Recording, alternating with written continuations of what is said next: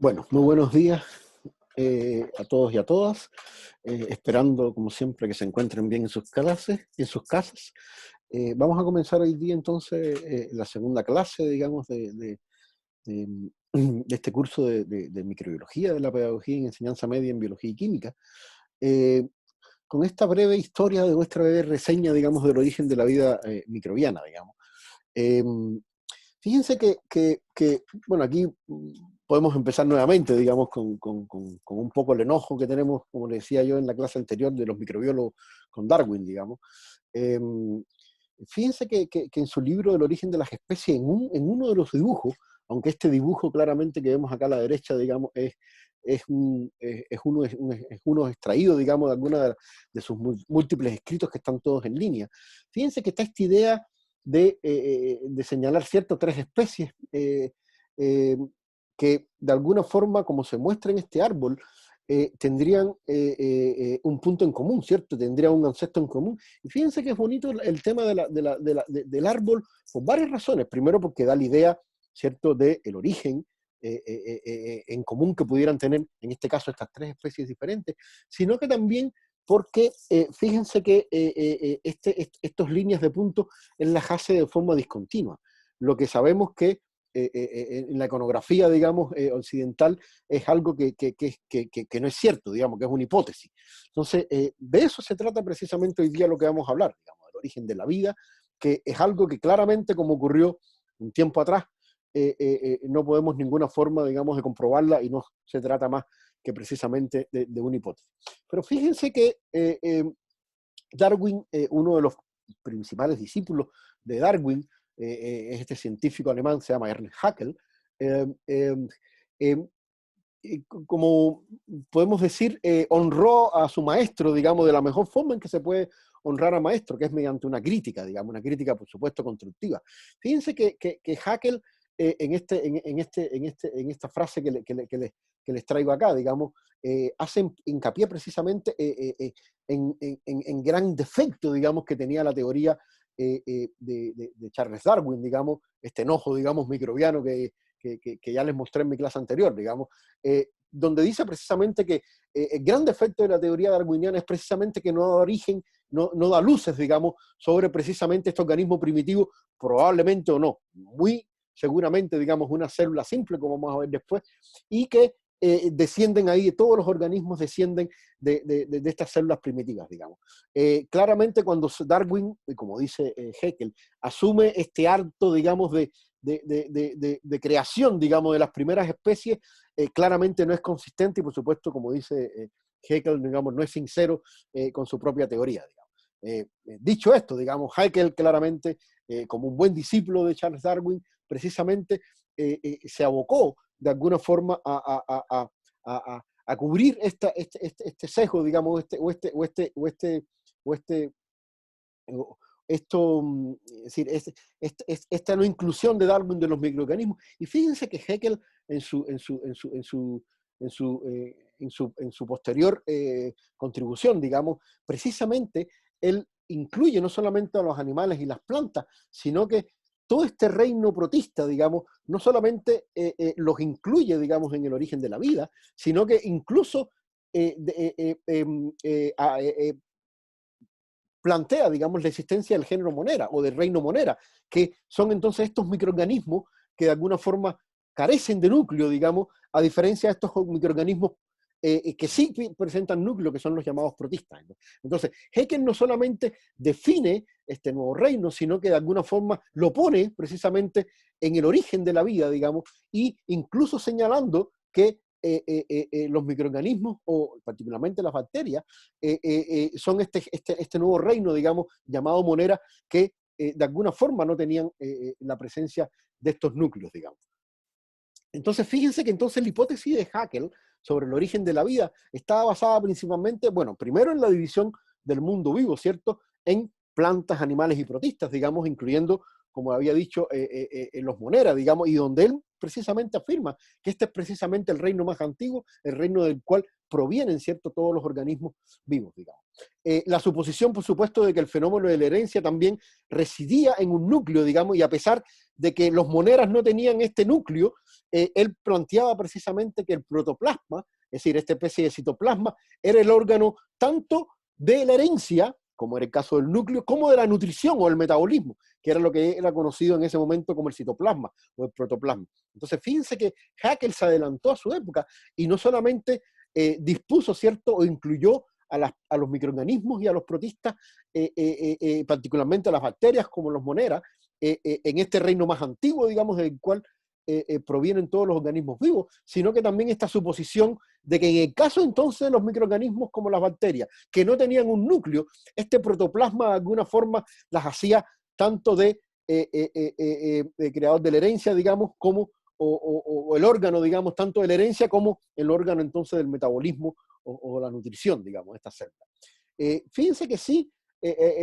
había un gran problema con el tema de Haeckel, digamos, que no podemos desconocer, que era que su visión monista precisamente y esta unidad de la naturaleza lo hizo que proponer, digamos, que esta secuencia evolutiva de la cual aparecía la vida era el resultado, sí, de la generación espontánea. Ambos que vamos a ver después, que, y como vimos en mi clase anterior, que fue desechado completamente, digamos, por Louis Pasteur con su demostración fascinante, digamos, de que los microorganismos no se generan de forma espontánea. Ahora, dicho esto, claramente hoy día sabemos, digamos, y claramente con los trabajos sobre todo Lee Margulis, que claramente precisamente la vida se tomó precisamente la tierra, digamos, producto de la cooperación. Sabemos que ocurrieron múltiples eventos de simbiosis, digamos, que dieron origen a todos los protoplastos, a todos los organelos, digamos, que conocemos hoy día, como son la mitocondria, como son los cloroplastos, digamos. Todos esos eventos se originaron precisamente producto de la simbiosis entre dos organismos vivos, digamos. Vamos a ver precisamente al final de la clase una de estas asociaciones más fantásticas, digamos, con la creación particularmente del núcleo. Ustedes conocen que, bueno, en el caso de los plastidios, digamos, fueron un tipo de cianobacterias que se deben haber asociado, digamos, con estos otros organismos, digamos, o estas proteobacterias, digamos, para dar origen, digamos, a estos plastidios, y en el caso de los animales también con el origen de la mitocondria, digamos, producto también de la simbiosis, digamos, de una proteobacteria con una arqueobacteria. Vamos a ver después en detalle, digamos, precisamente el origen del núcleo y cómo brillantemente ahora hoy día se ha demostrado, digamos, que también fue producto de un evento de simbiosis y hoy día conocemos exactamente cuáles fueron los microorganismos que ocasionaron esta simbiosis. Pero fíjense entonces que si vamos a hablar del origen de la vida, bueno, tenemos que ubicarla en el tiempo. ¿Cuándo fue que se originó todo esto? Bueno, si conocemos la historia de la vida en la Tierra, sabemos que el sistema solar, ¿cierto? Se originó este famoso Big Bang hace 12.000 millones de años. Digamos. Y fíjense que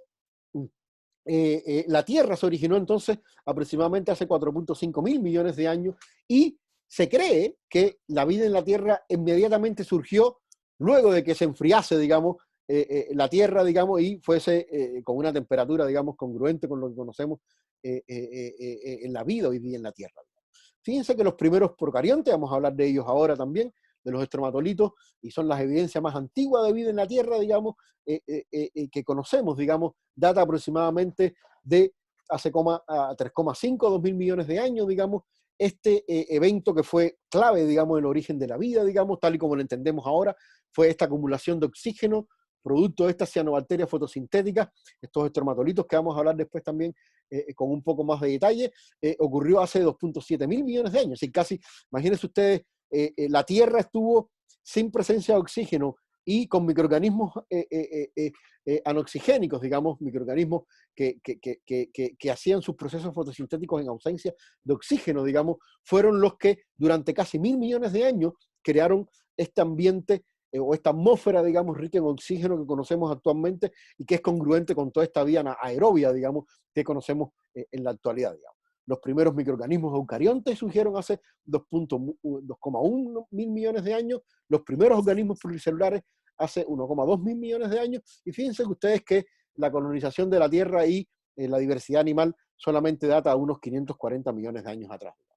Entonces, dicho esto, ¿cómo podemos ubicar entonces el origen de la vida en la Tierra? Bueno, por supuesto, como le hemos dicho al inicio de la clase, esto es una hipótesis, no podemos saber una fecha exacta. Lo único que podemos es contrarrestar, ¿cierto? Por una parte, los registros fósiles que sabemos que están datados hace 3,7, 3,8 mil millones de años, y todo lo que sabemos producto de la geología y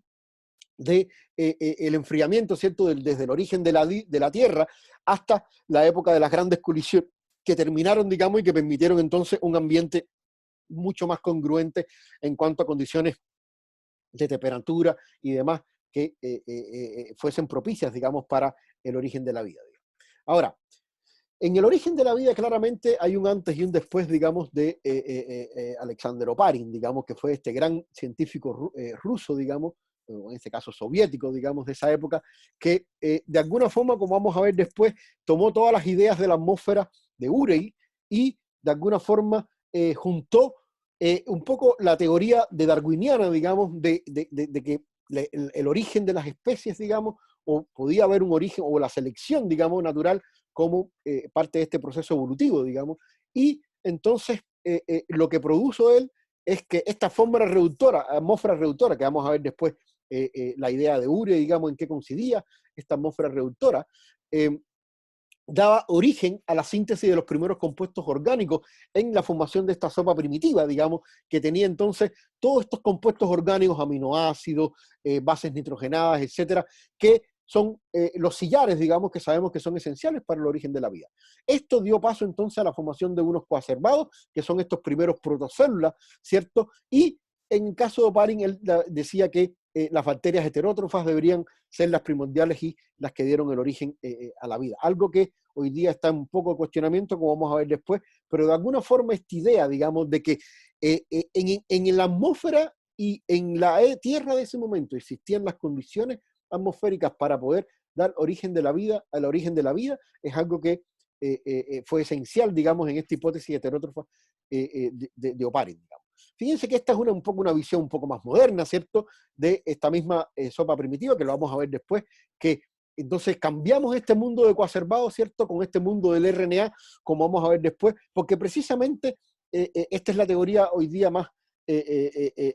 importante, digamos, dando cuenta que los RNA o las moléculas RNA, como vamos a ver después, tienen todas las características que se requieren, digamos, para que pueda haber existido, digamos, algunas protocélulas que no requirieran precisamente del DNA, que sabemos que hoy día es el sillar esencial, digamos, o la molécula de la herencia, digamos, que nos permite entonces la replicación celular. Y este mundo RNA entonces precedió a este mundo tal y como lo conocemos actualmente, digamos, con células, con DNA, con RNA y con otras macromoléculas como esenciales, como son las proteínas, ¿cierto? Que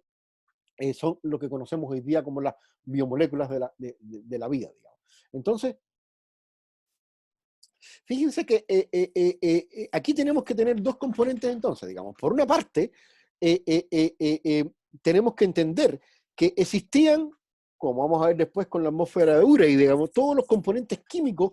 que pudieran dar origen a la síntesis de estos sillares. Pero también, por otra parte, están todas las evidencias de las moléculas interestelares que sabemos que existen, digamos, y que de alguna forma también podían haber venido, digamos, con el impacto de todos estos impactos interestelares de meteoritos, digamos, que pudieron haber de alguna forma ingresado al sistema solar. Fíjense que este es un ejemplo bien bonito, digamos, el famoso meteorito de Murchison, que es un meteorito que cayó en Australia en septiembre de 1969, y fíjense que cuando hicieron el análisis completamente de la composición elemental de estos meteoritos, digamos, bueno, los meteoritos, para los que no lo conozcan, casi el 90 y tantos % es un compuesto insoluble que se llama querógeno, digamos, pero fíjense que en la poca fracción soluble orgánica, digamos, que tienen estos meteoritos, fíjense entonces todos los sillares de moléculas orgánicas que lograron encontrar. Amidas, ácidos aromáticos, aldehídos, purina, aminoácidos, ácidos bicarboxílicos, etcétera, etcétera, etcétera. Todos compuestos orgánicos que sabemos que son esenciales para la síntesis de todos los sillares de la vida, tanto las moléculas de proteína como las moléculas de DNA, como las moléculas lipídicas, etcétera, etcétera, etcétera. Entonces, por una parte, tenemos todo lo relacionaba con la sopa primitiva, digamos, que vamos a ver ahora en el experimento de Miller, digamos, que demostró brillantemente. Es decir, existían las condiciones en la atmósfera para que con las condiciones climáticas que existían se pudieran dar origen a estos también compuestos, digamos, que son esenciales, digamos, para toda la síntesis de las macromoléculas. Y por otra parte, entonces, tenemos que también que los impactos de los meteoritos pudieron también contribuir, ¿cierto?, a la presencia de estos compuestos orgánicos esenciales, digamos, para el origen de la vida. Entonces, fue acá, fíjense que este es el famoso modelo de la atmósfera primitiva de Urey, digamos, donde Urey hace un razonamiento muy sencillo, digamos, y lo que dice es, bueno, ¿qué pasa si todos los elementos esenciales, carbono, nitrógeno, oxígeno, azufre, y ahí incluso incluyó el dióxido de carbono, que sabían los componentes esenciales, digamos, que formaban parte de la atmósfera de la Tierra en ese momento? ¿Qué pasa si esas moléculas, de alguna forma, o esos gases, de alguna forma, reaccionan con el gas más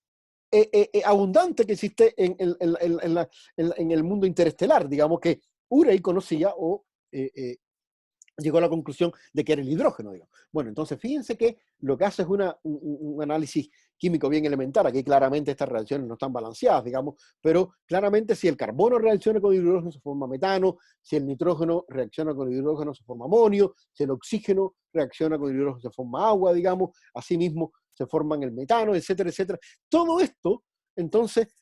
fue lo que dijo Urey que debería haber formado parte, digamos, de la atmósfera primitiva, dada sencillamente la composición química, digamos, de todo lo interestelar, digamos, y de lo que existía en la atmósfera de ese momento.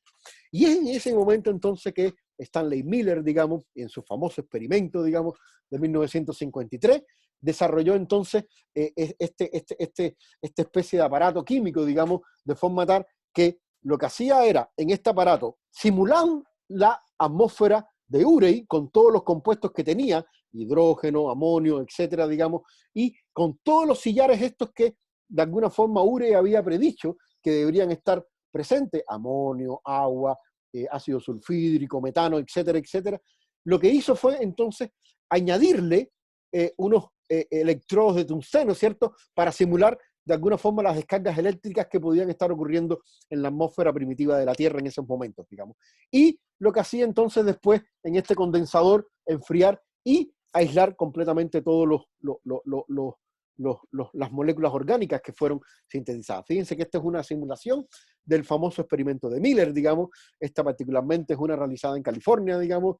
también con la ayuda de Antonio Lascano, un gran amigo y colega que me ha proporcionado muchas de estas diapositivas muy amablemente, digamos, para que comparta con ustedes. Y fíjense que después queda el émbolo, que es cierto, este balón queda completamente así oscuro, digamos, y entonces después cuando uno analiza todos estos elementos orgánicos que fueron sintetizados, bueno, lo que descubrió entonces Stanley Miller, digamos, en el año 1953, es la síntesis abiótica entonces de diferentes aminoácidos. Es decir, aminoácidos tanto como el ácido aspartico, como la glicina, como la alanina, etcétera, etcétera, etcétera. Y, bueno, experimentos similares fueron hechos por Jacques Oró, digamos, para la síntesis ya no solamente abiótica de los aminoácidos, sino que también de las bases nitrogenadas, y demostró entonces, esto abrió todo un camino, digamos, que demostró que entonces esta sopa primitiva, con todos los sillares que son necesarios, digamos, para la síntesis de las macromoléculas, de alguna forma podían ser sintetizados abióticamente, digamos, en estas condiciones que deberían haber existido en la Tierra primitiva. Fíjense que esto es una anécdota bien bonita, digamos, que una vez le escuché a Antonio Lascano, digamos. Fíjense que Antonio Lascano es un científico mexicano, digamos, que tenemos el orgullo, digamos, de haberlo conocido, digamos, y haberlo invitado, digamos, varias veces a Chile, digamos. Yo creo que incluso vamos a hacer el ejercicio de ponerle una clase de él para que tengan una clase magistral, digamos, sobre el origen de la vida. Una persona que en vida conoció a Oparin, conoció a Stanley Miller, digamos, y a todos los grandes maestros y próceres, digamos, que trabajaron en el origen de la vida. Fíjense que cuenta Antonio Lascano, digamos, una anécdota muy bonita, digamos, que la última vez que vio a Stanley Miller, ya Stanley Miller estaba muy viejito, digamos, muy enfermo, Miller tuvo la deferencia, digamos, de darle a Antonio Lascano un frasco con lo que habían extraído, digamos, ya no de los experimentos de 1953, digamos, sino de un experimento que había hecho en el año 1958. Bueno, para los quienes no lo conozcan, digamos, la verdad es que durante mucho tiempo, en los experimentos, Miller estuvo buscando aminoácidos un poco más raros, digamos, como aquellos aminoácidos que tenían azufre o incluso los aminoácidos aromáticos, digamos, y durante mucho tiempo repitió el experimento, digamos, en la búsqueda de estos aminoácidos, digamos, mucho más, menos abundantes, digamos, y fíjense que, bueno, nunca los encontró, digamos. Sin embargo, fíjense que lo que hicieron Jeffrey Baba, digamos, y Antonio Lascano en este magnífico trabajo, fue que una vez que falleció Stanley Miller, digamos, lo que hicieron fue, con toda la metodología actual que hay de espectrometría de masa, digamos, con claramente mucho más poder resolutivo, digamos, que tenían todas las cromatografías de placa delgada, digamos, que se hacían para identificar los compuestos en la época de Stanley Miller, digamos, bueno, analizaron y realmente se dieron cuenta de que muchos de estos aminoácidos que durante mucho tiempo estuvo buscando, digamos, Stanley Miller, aparecieron también o estaban presentes desde un inicio, digamos, y lo que sencillamente no tenía era la metodología, digamos, para poder detectar estos compuestos. Digamos. Entonces, ¿qué es lo que tenemos ahora? ¿Y cuál es lo que apunta la evidencia experimentaria analítica del origen de la vida? Era que existían una cantidad considerable, ¿cierto?, de catalizadores, incluso se habla de toda la pirita, de todos los metales, de todos los fosfatos que existían en las rocas, digamos, la presencia entonces de polímeros con secuencias de bases nucleotídicas, como acabamos de demostrar ahora, y compuestos de alguna forma también, como habíamos visto, los lípidos, etcétera, y otros ácidos grasos, que son capaces de alguna forma de formar las membranas, fueron entonces todos los sillares, digamos, que de alguna forma en esta condición atmosférica, digamos, esta reproducción, podíamos entonces dar síntesis, digamos, a los primeros aminoácidos, a las primeras bases nitrogenadas, a los primeros azúcares, lípidos, oligómeros, etcétera, etcétera, que eran compatibles con la vida. La vida surgió en los océanos, eso lo sabemos actualmente, y las condiciones, claramente no había oxígeno, y es muy probable que haya surgido en los vents, ¿cierto?, en estas fuentes hidrotermales superficiales, digamos, hace casi 4.000 millones de años atrás. Fíjense que, bueno, ¿y qué pasa si juntamos todo, digamos? Bueno, si juntamos toda esta capacidad de formar una membrana, con estas protocélulas, ¿cierto? Con estos sillares, con estos azúcares, con estas moléculas de RNA que tienen actividad catalítica, etcétera, etcétera. Bueno, formamos, entonces podemos dar cuenta, digamos, de estas primeras protocélulas que pudieran ser entonces el origen de las primeras células que existieron en nuestro planeta. Fíjense que un aspecto que es esencial, digamos, y que no conocemos muy bien del origen de la vida, cómo fue que pasamos de esta vida unicelular a esta vida pluricelular, y se los quiero ilustrar en este microorganismo fascinante, digamos, que yo particularmente trabajo en mi laboratorio, que es una ameba social que se llama Dictyostelium discoideum, esta capacidad de poder vivir en células aisladas, digamos, y después de alguna forma unirse, digamos, y formar un organismo pluricelular, es algo, una capacidad que tienen algunos microorganismos, como pueden ser las bacterias del género Myxococcus, digamos, y estas amebas sociales también llamadas dictyostélidos, digamos, que tienen entonces esta capacidad, como digo, de vivir individualmente, pero cuando las condiciones son adversas, miles de estas células se pueden juntar de alguna forma para dar cuenta, digamos, o la síntesis o la formación, digamos, de un organismo completamente pluricelular. Fíjense que esto es algo que está completamente demostrado, digamos, algunas células van a formar parte del cuerpo fructífero, otras de este tallo, digamos, con muertes y con programas celulares específicos para algunos, para todos estos tipos de células. Fíjense acá cómo emerge un cuerpo fructífero. Entonces, entender cómo una vida unicelular, es decir, estas amebas, como les digo, crecen y se dividen por partición en estado vegetativo, digamos, como si fuera una levadura común, digamos. Sin embargo, tienen esta capacidad, digamos, de cuando las condiciones son diversas, digamos, o son adversas, entonces unirse todas para formar entonces este organismo completamente pluricelular. Es algo sencillamente maravilloso, digamos, que también a muchas de las personas que trabajan en el origen de la vida, de alguna forma, siempre se han fascinado por conocer, digamos. Entonces, ¿qué características, por qué decimos de este mundo de RNA, cierto? Y es porque de alguna forma sabemos que por alguna parte las moléculas de RNA tienen la misma información genética que tiene el DNA, digamos, y por otra parte, algo que nos demostró, que nos demoró mucho en conocer, digamos, dada la omnipresencia, digamos, de la actividad catalítica de las proteínas, digamos, durante muchos años pensábamos que eran exclusivas de las proteínas esta capacidad de tener, de catalizar las reacciones químicas, digamos, algo que con el descubrimiento de la ribosima quedó completamente deshecho, digamos. Entonces, esta capacidad precisamente de las moléculas de RNA, de por una parte ser almacén de información genética y por otra también de catalizar muchas reacciones químicas, son entonces las que dieron origen a esta teoría del mundo de RNA, digamos, de este RNA que tiene esta tanto capacidad catalítica como esta capacidad replicativa, digamos, para dar cuenta de que quizás fueron primero un mundo RNA previo, digamos, a este mundo tal y como lo conocemos ahora de DNA, RNA y el dogma de la biología molecular, que de alguna forma también se traduce en proteínas. Bueno, aquí están las grandes digamos, por supuesto, contribuciones, digamos, tanto de Thomas Sech como de Sidney Allman, digamos, con descubrimiento precisamente de tanto la actividad de splicing, digamos, de auto-splicing, digamos, que tenían estas moléculas de RNA, como también otras actividades catalíticas. Y de hecho, hoy día vemos casi los RNA tienen todas las actividades catalíticas enzimáticas que puedan ser conocidas, digamos. E incluso sabemos hoy día que la gran maquinaria, digamos, que forma las proteínas, digamos, es decir, este ribosoma, digamos, está compuesto, ustedes conocen, tanto por RNA ribosomal como por proteínas, la actividad catalítica, digamos, de esta fábrica, digamos, de la célula, que son los ribosomas, está precisamente radicada, digamos, en la molécula de RNA, digamos. Entonces, tanto todas las evidencias empíricas anteriores, digamos, que habíamos visto de la actividad catalítica del RNA, de su propiedad, también de tener la información de la herencia tal y como lo tiene el DNA, digamos. Y unido a esto, digamos, esta capacidad también de realizar, digamos, la catálisis de esta relación metabólica tan importante como es la formación del enlace peptídico, digamos, son entonces las que contribuyen, digamos, a que de alguna forma hoy día la teoría más acertada, digamos, es que después de esta sombra primitiva, lo primero que haber existido es un mundo basado en el RNA antes del mundo tal y como lo conocemos ahora de las células, del dogma de la biología, de que la molécula, casi todos los organismos vivos, es un DNA que después pasa a RNA y que después pasa a proteína, con la clara excepción de todos los virus que ustedes conocen que tienen como genoma, digamos, una molécula de RNA.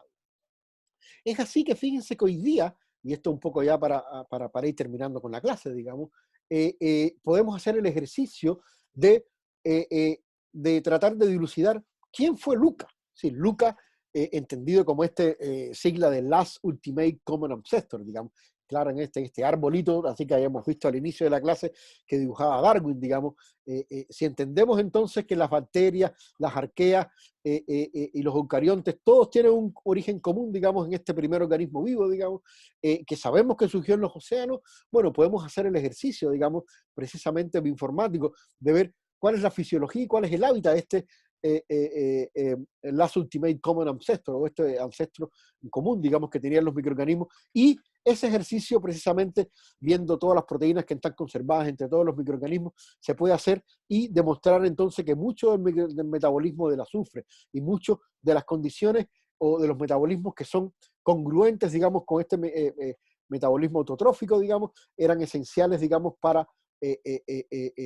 la vida, digamos, o por la generación de ATP, digamos, por este microorganismo. Entonces, literalmente comían piedra, digamos, y obtenían su energía a partir de la oxidorreducción de compuestos inorgánicos, digamos, y tenían entonces la capacidad de, sin la presencia de oxígeno, poder de alguna forma obtener todo lo que se requiere para la vida del ATP. Y fíjense que habíamos hablado de este proceso de simbiosis, digamos, que ocurría, digamos, en diferentes momentos de la historia de la vida en la Tierra, digamos. Y hay uno particularmente muy bonito, digamos, que se acaba completamente de dilucidar, y es precisamente cuál es el origen del núcleo. Fíjense que durante mucho tiempo el origen de las células eucariotas, digamos, estuvo sin mucho conocimiento, digamos, y fue precisamente los estudios genómicos que dieron cuenta, digamos, de esta arquea Asgard, que tenía todos los rasgos, digamos, para ser precisamente el ancestro, el último ancestro en común del origen, ya no de todos los organismos vivos, sino precisamente de los organismos eucarióticos, digamos. Y fíjense que entonces, después, durante muchos años, digamos, un grupo de japoneses, digamos, fue capaz de por primera vez aislar un microorganismo de estas arqueas, digamos, y aislarla completamente, un trabajo que créanme que demoró más de 10 años, digamos, en poder hacerse. Aquí está la caracterización completamente de este microorganismo, digamos, que es quien debe haber recibido, digamos, el núcleo, digamos, de esta otra célula. Y fíjense que este organismo tiene todas las características que hoy día sabemos que son esenciales, digamos, para el metabolismo de, digamos, para la replicación y para todo lo relacionado, digamos, con la actividad, digamos, de las células eucariontas, digamos, con su presencia claramente del núcleo, etcétera, etcétera, etcétera. Y fíjense que entonces la teoría más común, digamos, que se, de alguna forma, se demuestra, digamos, de cómo puede haber ocurrido, digamos, este evento, se manifiesta precisamente en este modelo propositivo de la eucariogénesis, digamos, donde de alguna forma este arqueón, digamos, de alguna forma terminó constituyendo el núcleo, digamos, producto de la simbiosis con una bacteria reductora de sulfato y con otra bacteria aeróbica organotrófica, digamos, que terminó siendo entonces esta mitocondria, digamos. Entonces, fíjense que más bien ya entonces no era una simbiosis bipartita, sino que era un verdadero trío, digamos, entre estos tres microorganismos, digamos, una arquea que iba a proporcionar el futuro núcleo, una bacteria reductora de sulfato que iba de alguna forma a proporcionar todo el ambiente, digamos, de la célula que se requería, digamos, y por última parte, entonces, esta alfa proteobacteria, digamos, o este organismo organotrófico, digamos, aeróbico, que de alguna forma va a terminar siendo, digamos, el origen, digamos, de la mitocondria en este organismo. Entonces, este modelo hipotético, digamos, de la eucariogénesis se pudo completamente dilucidar gracias, entre otras cosas, que pudimos, de alguna forma, aislar y secuenciar completamente esta arquea, digamos. Entonces, con esto quiero terminar, digamos, esto es una hipótesis muy bonita, digamos, que quizás vamos a tocar después más adelante, y es un trabajo precioso de James Lovelock con Lynn Margulis, digamos, que propone de alguna forma que todos los organismos que interaccionan en la Tierra, digamos, de alguna forma son autopoyéticos, son regulados per se, digamos, y que este complejo sistema de tanto de microorganismos como de toda la vida que había en el planeta, son las que, por supuesto, contribuyen al mantenimiento de las condiciones de la vida en la Tierra, digamos. Es decir, ¿qué quiere decir esto? Que de alguna forma los sistemas complejos que forman parte tanto de la biosfera, como de la atmósfera, como de la hidrósfera, de alguna forma están completamente acoplados, digamos, en un sistema que evoluciona y que los microorganismos de alguna forma son esenciales en la mantención de ese organismo. Entonces, ¿por qué decimos que los microorganismos entonces son esenciales? Y cuando habíamos visto en la diapositiva de toda la cantidad de microorganismos que tenemos en este planeta, digamos, bueno, son esenciales porque son los que regulan la salinidad en los océanos, son las que regulan la presencia de oxígeno en la atmósfera y son las que regulan muchos de los procesos de mantenimiento de la temperatura y procesamiento de CO2 que son esenciales, digamos, para la mantención de la vida tal y como la entendemos en este planeta. Estas son las cifras entonces que le había dicho anteriormente que deberíamos siempre recordar, digamos, porque precisamente no vamos a hablar solamente de microorganismos malos que nos causan, sino de que estos microorganismos o estos verdaderos héroes, digamos, que muy pocos conocemos, digamos, esto es una foto muy bella de unos estromatolitos que son estas formaciones calcáreas, como les digo yo, que son los verdaderos héroes del planeta, porque son los que durante 1.000 millones de años y durante un proceso que ustedes conocen perfectamente llamado fotosíntesis, cambiaron esta atmósfera completamente irrespirable de dióxido de carbono en una atmósfera rica en oxígeno, digamos, que es la que es compatible con la vida tal y como la entendemos actualmente. ¿Por qué digo esto? Porque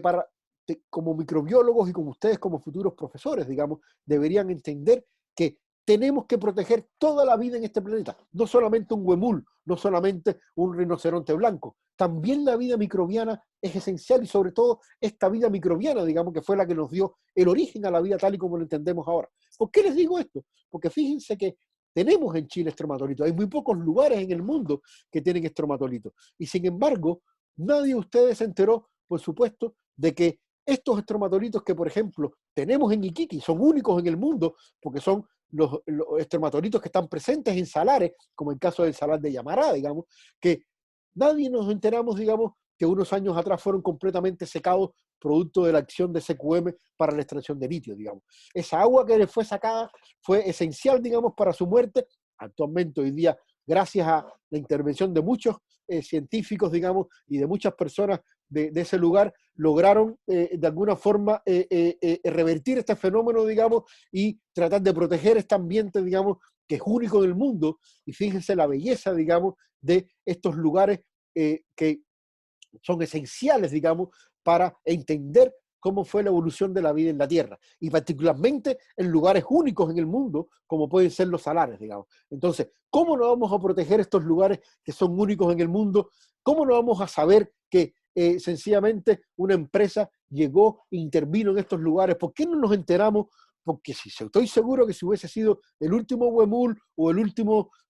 ave, digamos, que habita en este país, que hubiera sido extinguida, no hubiéramos enterado, digamos. Sin embargo, estas formaciones que son únicas en el mundo, digamos, que están presentes en muy pocos lugares, en Sudáfrica, en Australia, etcétera, digamos, tenemos que protegerlas también, tal y como protegemos entonces todos los la vida, digamos, en nuestro planeta, digamos. Los dejo acá con el video para que ustedes lo puedan ver, digamos, de este lugar maravilloso, digamos, y estas formaciones de estromatolitos, digamos, que son producto precisamente de muchos años de fotosíntesis y muchos años de fotosíntesis generando estos depósitos calcáreos, digamos, de producto del depósito, digamos, del CO2 y del carbonato, digamos, en estos lugares, digamos. Con esto termino, digamos. Fíjense que en este típico gráfico de evolución de la vida en la Tierra, que está completamente distorsionado, ustedes conocen, digamos, porque claramente esta parte, digamos, final de este timeline, digamos, ocurrió en el último minuto de la vida en la Tierra. Sin embargo, de alguna forma, con un amigo dibujante, digamos, tratamos de ilustrar esto en palabras mucho más simples, haciendo una especie de dibujo animado, digamos, donde hacemos el ejercicio de que si reducimos todo el tiempo transcurrido, ¿cierto?, desde el origen de la vida de la Tierra hasta nuestros días a un solo año, es decir, a solamente 365 días, bueno, tendríamos que entender que si bien Luca, ¿cierto?, este Last Ultimate Common Ancestor, este primer microorganismo, esta primera bacteria, se situaría en el 1 de enero. Fíjense que el primer semestre completamente sería bacteriano, es decir, el primer semestre, si reducimos la vida a solamente un año de todo el origen de la vida en la Tierra, los primeros 6 meses fuesen exclusivamente bacterianos. Y no solo eso, sino que incluso los primeros 9 meses del año serían completamente microbianos. Fíjense la importancia de los microorganismos. Fíjense que los primeros peces no aparecerían hasta el silúrico, lo harían entonces a finales de octubre. Los primeros mamíferos, si es cierto, correspondientes al Jurásico, aparecerían entonces a finales de noviembre. El primer homínido aparecería el 31 de diciembre, y nosotros, los Homo sapiens, apareceríamos literalmente el último minuto del año. Entonces, y es lo que con esto terminamos el karting, ¿cierto? No sería muy pretencioso y entonces antropocéntrico pensar que podemos ignorar la vida microbiana que estaba presente los 365 días del año. No, eso es lo que de alguna forma llamamos entonces a ustedes como futuros profesores, digamos, de que entendamos que los microorganismos, este es un planeta esencialmente microbiano. Es un planeta autopoyético, esencialmente fotosintético, digamos, y que la vida microbiana en este planeta es la que sostiene la vida en este planeta. Por lo tanto, entender cuál es la función de los microorganismos y entender cuál es el aporte que tienen los microorganismos a la mantención de este planeta es esencial para que podamos entonces seguir habitando en ello. Muchísimas gracias a todos y a todas, esperando que se encuentren bien. Con esto terminamos entonces la clase del día de hoy.